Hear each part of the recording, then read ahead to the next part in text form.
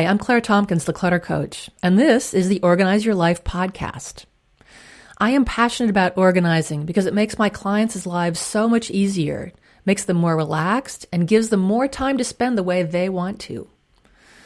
In every podcast, I will talk about an organizing, decluttering, productivity, or time management concept, and I'll tell you why it's important. I'll also include an action step at the end so you can start practicing right away. I'm based in Berkeley, California, but I work with clients all over the world. You can find me on the Live Coach website, where I offer coaching via phone or video chat or messaging. Live Coach is running an offer right now where you can get a $50 Amazon gift card if you hire me. To find me there, visit livecoach.io, click Find a Coach, and then enter my name, Claire Tompkins, in the search box. I'd love to chat with you there. If you have questions or would like me to talk about a particular topic, shoot me an email at claire@cluttercoach.net. I'd love to hear from you. Okay, here we go.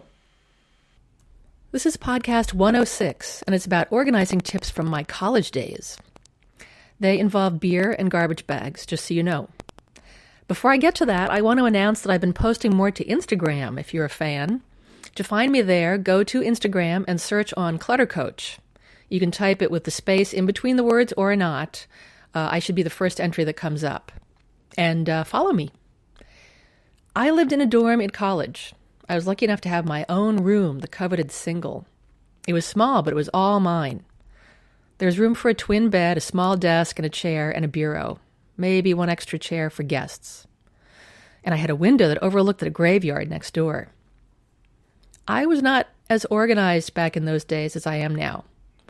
I wasn't a slob exactly, but on campus there were more fun things to do than clean up my room. I'd let things slide until it got hard to find anything or to move around the room. This often happened before midterms. The semester would start out slowly and I'd keep up with my work, but then the assignments piled up and I had to study for the exams, which meant hours in the library and schlepping stacks of heavy books and readers back to my room. This is a long time ago, youngsters. My room filled up with study materials, in addition to cast-off clothing, piles of laundry, empty cans to recycle, whatever else I just set down somewhere and didn't put away. The tipping point for me was when I could not focus on my work with all the junk in the way and filling up my visual field. It was too distracting. I needed to clear the deck so I could focus. If I was writing a paper, I needed to get the final draft done without being sidetracked. Okay, here's a little sidebar. This is the other tip. Another thing that distracted me when I needed to get my final paper printed out to hand in was my desire to keep, quote-unquote, improving it. I'd change a sentence or I'd start elaborating on some minor point, and then I'd realize that I had completely sabotaged my own conclusion and I had to go back and start over. So you'll have to take this recommendation with a grain of salt. I found that the best way for me to stay focused on simply making the edits that I'd already written out for myself was to drink a beer or two before I sat down to type. The beer turned off my internal critic, and I became absorbed simply in the activity of typing. I know the solution isn't for everyone, but it illustrates an important point. We often make more work for ourselves by trying to perfect tiny details that are irrelevant in the long run. This is the law of diminishing returns. I've talked about it before in podcasts 86 and 90. In order to be effective, you have to get used to doing something that's good enough rather than perfect. Partly this is realizing that you probably have some really great ideas that could add to the project, and that's terrific. However, there are other projects to tackle that you need to get to, and the ideas can be used in the future. For me to get this paper out the door, I needed to evaluate what I'd written against the assignment. Did I address all the points that I was supposed to? Is it the right format? Is my argument supported by the right number of sources? All that kind of thing. I could give myself a checklist so I didn't veer off into perfectionism. So that meant either I did something or I didn't do it. I would not go into the shades of gray. Other ways you could distract yourself from trying to achieve perfection if you don't like the 2-beer method are, say, listening to music or having a casual conversation with someone while you type. And you'll have to be the judge of what kind of conversation provides just the right amount of distraction. You could also just work on one page at a time. Do one page, get up and do something else in between. or work on it from end to beginning. Those ideas work for writing term papers, and they work for other tasks too. Basically, you encourage yourself to focus on some other aspect of the task. It's like the physical typing rather than on the content. Okay, that turned out to be more than a sidebar.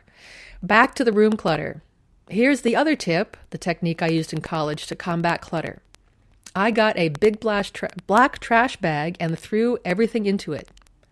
Dirty clothes, stray papers, books, readers, personal items I didn't need at the moment that were out of place, plastic plates, cups.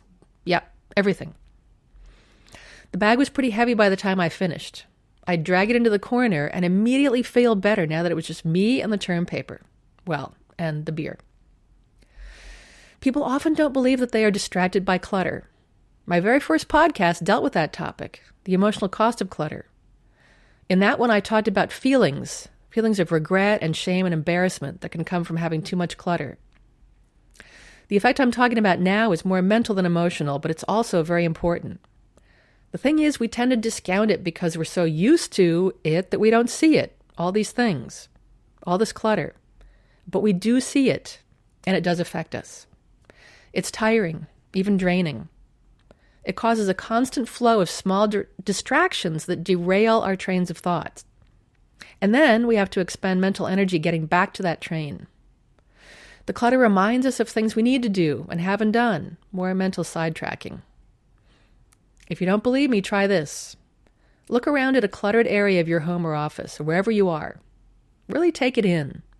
Let your eyes roam over all the different objects and shapes and colors, and truly see what all those things are. Now close your eyes. Imagine a peaceful scene, such as a beach. For most people, this will be water and sand and sky, and that's about it. Looking at a scene like that makes people feel calm and peaceful, and part of the reason is the lack of visual distraction. If you want to feel calm, you probably aren't going to visualize Times Square or rush hour traffic, right? So those are my two best college organizing tips.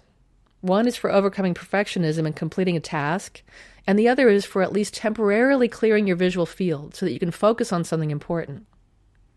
Here's what you can do right now. Either try the beer method or choose a cluttered area to clear temporarily. You don't have to use a garbage bag. You could use a box or just simply move things to another surface where you are not working, where you won't see them. And notice how much better your focus is. Hey, thanks for listening. I'm Claire Tompkins, the Clutter Coach. If you like the show, I'd love it if you'd leave a rating and review in iTunes. You can subscribe, too, so the podcast will be ready and waiting for you to listen to it. The show is available on SoundCloud and Stitcher as well. And you'll find the show notes on my blog at www.cluttercoach.net. And again, please come visit me on livecoach.io and get that gift certificate while the offer lasts. Live Coach offers a money-back guarantee after your first month, so there's no risk. See you next time.